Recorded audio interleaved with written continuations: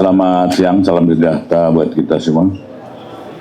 Teman-teman media, pada sore ini saya menerima kunjungan Bapak Ketua Komisi Yudisial, dan apa yang tadi kami bicarakan silahkan aja nanti sampaikan apa yang menjadi fokus pembicaraan kami. Untuk itu silahkan Prof. Baik, terima kasih rekan-rekan media yang kami hormati. Tadi kami barusan pertemuan dengan Pak Jaksa Agung. Tentu di samping koordinasi yang rutin sebetulnya ya, tapi hari ini beberapa hal yang kami bicarakan. Yang pertama, sebagaimana diketahui, Komisi Yudisial itu kewenangannya pada wilayah etik. Tetapi tentu saja di dalam pemeriksaan oleh KY, kadang-kadang di dalam pemeriksaan wilayah etik itu sebetulnya ada hal-hal yang kami yakini sebetulnya ada hal yang bersifat pidana. Tapi kan ketika itu kami rasakan pidana, kewenangan kami tidak sampai ke situ. Nah, di dalam rapat koordinasi ini dengan Pak Jaksa Agung, kami menyampaikan tindak lanjut kalau hasil pemeriksaan itu terkait ada pidananya. Pak Jaksa Agung berkenan nanti menindaklanjuti kalau ada hal-hal yang bersifat pidana yang tentu saja secara teknis akan nanti dibicarakan oleh tim kami lebih lanjut. Yang lainnya tentu kami juga berkoordinasi. Saya yakin teman-teman media juga tahu kelanjutan dari kasus 3 hakim PN Surabaya yang membebaskan ya, yang pada waktu itu Komisi Yudisial lah yang pertama kali pada awalnya menyatakan itu adalah pelanggaran etik berat. Yang atas dasar itulah kami menyatakan ketiga hakim itu direkomendasikan untuk dipecat. Ya, jauh sebelum dilakukan OTT. Ya.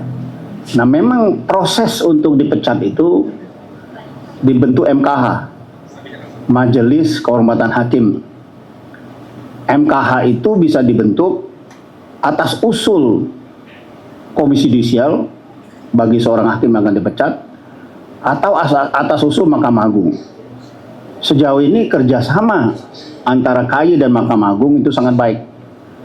Tidak ada halangan ketika ada usul pembentukan MKH dari salah satu institusi itu.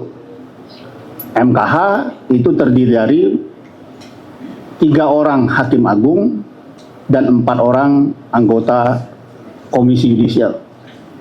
Yang umumnya itu adalah berakhir dengan pemecatan. Nah, memang mesti ketahui hakim itu ada 2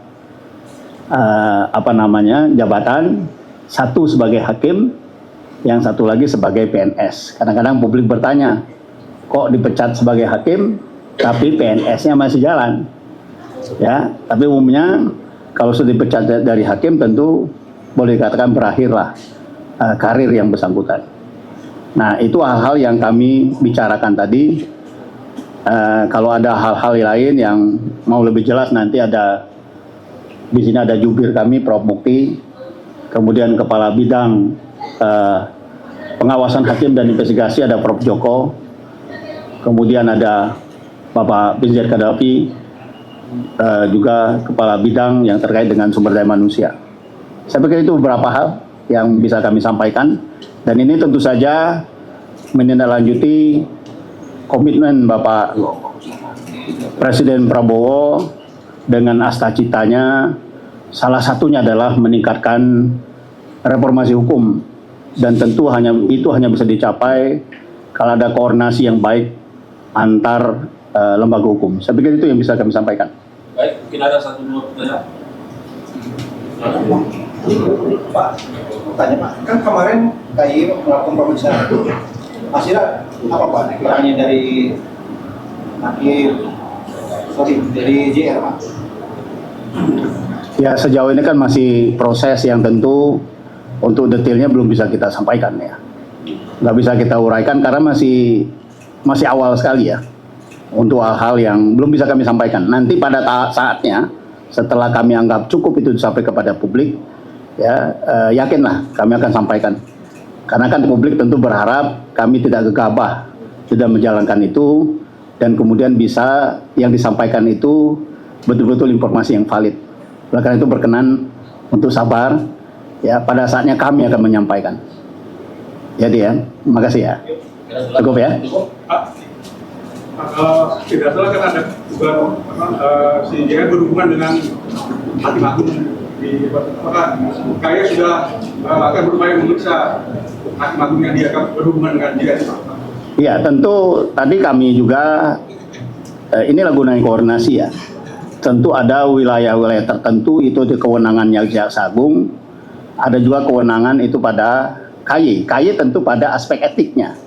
Nah, apa yang kami dapatkan dari Kejaksaan Agung tentu hal-hal yang bersifat etik itu. Nah, terkait dengan pemeriksaan, Ya. pemeriksaan lanjutan ya terkait dengan yang kasasi, ya tentu kami KAI sudah membentuk tim untuk menindaklanjuti itu Pak. Ya, dan beberapa informasi dari Kejaksaan Agung yang relevan dengan kewenangan KAI itu yang kami manfaatkan. Dan mohon bersabar untuk kelanjutannya, tapi itu memang kita tidak lanjuti untuk pemeriksaan. Mulai kapan? Secepatnya tentu ya, secepatnya kami lakukan ya. Saya kira terakhir ya dari Tempo ya. Pak, izin terkait kasus masih soal Bapak Kusilo tadi.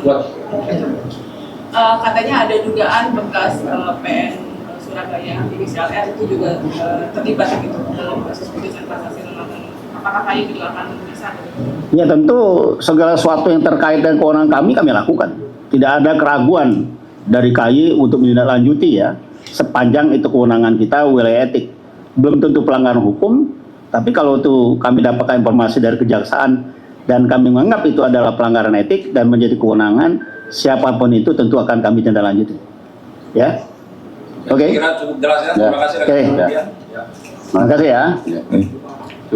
Baik, demikian teman-teman apa yang sudah disampaikan oleh Ketua KAI, dan tentunya kami bersama Ketua KAI mengucapkan terima kasih untuk kehadiran teman-teman semua. Demikian. Wassalamualaikum warahmatullahi wabarakatuh. Waalaikumsalam warahmatullahi wabarakatuh.